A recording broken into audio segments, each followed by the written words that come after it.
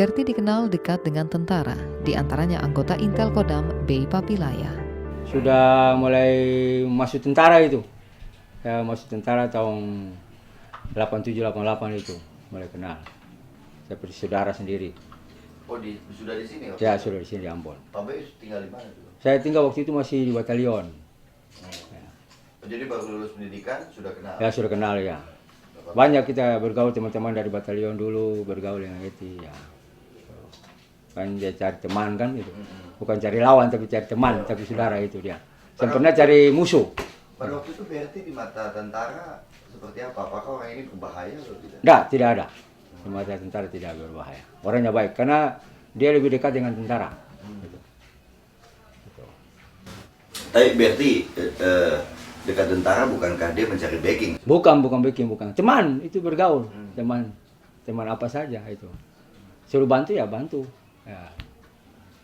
Apa bantuan yang pernah diberikan tentara ke Berti? Dia cuma bergaul biasa, saya tidak pernah bantuan apa-apa. Itu. Tidak bantuan apa-apa, tidak ada. Cuma bergaul biasa saja. Mungkin ada informasi-informasi yang Berti kasih ya, Berti juga kasih untuk bantu kita dari tentara itu. B. Saat kerusuhan Ambon bertugas sebagai Intel Kodam. Dia membantah kalau Berti otak kerusuhan. Berti di rumah aja itu. Dia punya pergaulan siapa saja. Dia punya dolokan coker gitu. Jadi dia punya anak-anak dari Islam, dari Kristen semua ada. Nah, itu. Nah, apa peran coker di dalam kerusuhan ini? Jadi peran coker itu untuk membantu saja. Membantu orang Muslim, membantu orang Kristen juga. Sama dia punya. Kadang-kadang itu ya, menurut dia, kata dia yang provokator, dia yang otaknya yang di Kristen, padahal tidak. Gitu. Tidak. Oh, Berti bukan? Ya, bukan. Lantas, siapa otak di balik kerusuhan Ambon? Di otak Kristen ada. Ada orangnya otaknya. Siapa? Itu orang baik. Kalau kita mau buka juga, ya banyak juga kan itulah. Nah, tapi kita, ya bagaimana tidak tahu ini kan. Gitu. Siapa-siapa saja Pak B dari kubu Kristen yang dianggap sebagai otak dalam kerusuhan ini? Kalau ada itu juga ada Pemi Soisa, ada juga Eman Nikyolo, dong itu kan yang juga diandilkan di gereja Kristen itu untuk otak kerestuan itu. Nah, kepada Nikyolo dan Soisa, hukuman apa yang sudah diterima? Tidak tahu juga dong hubungan apa dong itu. Tidak, hukuman apa yang sudah diterima? Belum ada itu dong itu. Nah, cuma orang bilang itu, dorang itu apa kerecut dari Kristen itu. Nah, Tapi dong sudah menikah? masih ada. Dua-dua Masih ada. Soisa dan Nikyolo ya? Ya, emang Nikyolo. Pemi Soisa. Pemi. Ya. Kalau Nikyolo, Nikyolo masih ada. nama depan? Emang Nikyolo. Mereka siapa dulu? Itu masyarakat biasa aja. Bukan pendeta, bukan apa? Bukan. Ya. Kalau si Pemi kan dia dulu di Belanda dulu.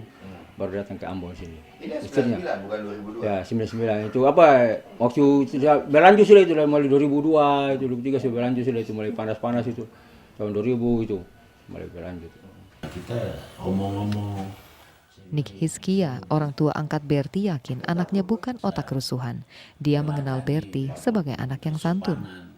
Ya, karena perkembangan konflik itu makin meluas, ada aparat yang curiga kan, bahwa papa tuh yang mengatur koordinasi dengan di bawah kira-kira gitu. Jadi papa di pojokan. Tapi selama di sini ada juga aparat yang cari. Tapi saya jelaskan secara murni dan wajar. Itu Pak bilang, ya dia di sini makan, tidur, minum. Kita santai-santai, saya nggak ada bikin kegiatan apa-apa.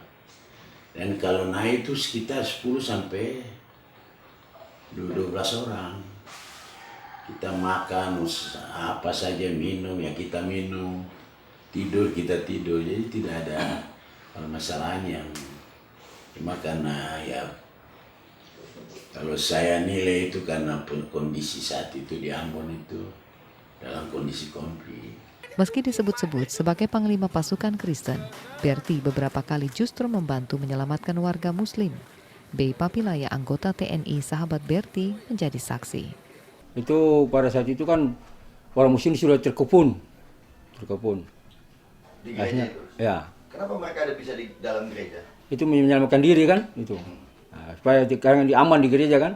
Nah, lalu kita berarti menyelamatkan, kita kasih makan orang Muslim keluar dari situ.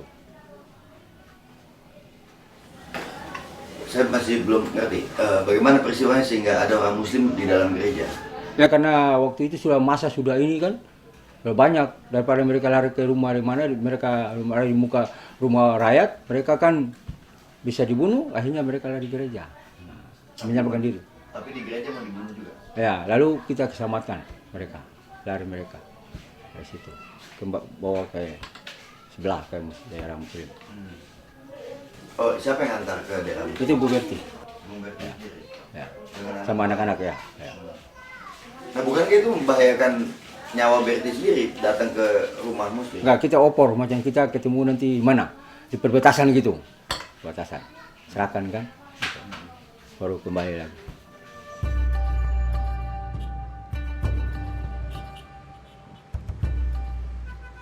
Berkat Berti pula, Abdul Halid Sangaji yang Muslim bisa berada di kawasan Kristen hingga 3 tahun. Ada kita punya hubungan ya pela gandum, pela mandi darah.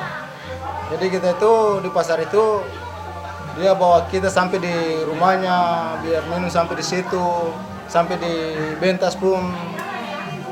Jadi kalau dia punya masalah itu, kalau kita panggil itu, pernah ada saudara saya juga ditikang, saya bawa ke kuda mati, dijaga saya sampai saya telepon dia bilang, Ela, saya ada di sini, ada Ela satu ada ditikang, dia bilang sudah oke. Yang penting aman di situ, nanti saya suruh orang ke situ. Masalah apa biasanya? Ya masalah di pasar lah dulu itu. Karena itu sebelum kerusuhan itu. Bahkan sampai kerusuhan itu saya hidup dengan dia. Di kuda mati? Sudah waktu kerusuhan itu. Waktu sementara masih panas-panas itu. Ya dimana mereka turun, saya juga akan turun. Balik juga pun juga begitu. Sama-sama lagi. Mereka turun, mereka di Kristen. Iya, mereka Kristen, saya Islam. Turun ikut membantu. Iya, maksudnya jaga-jaga dengan dia, dengan beliau.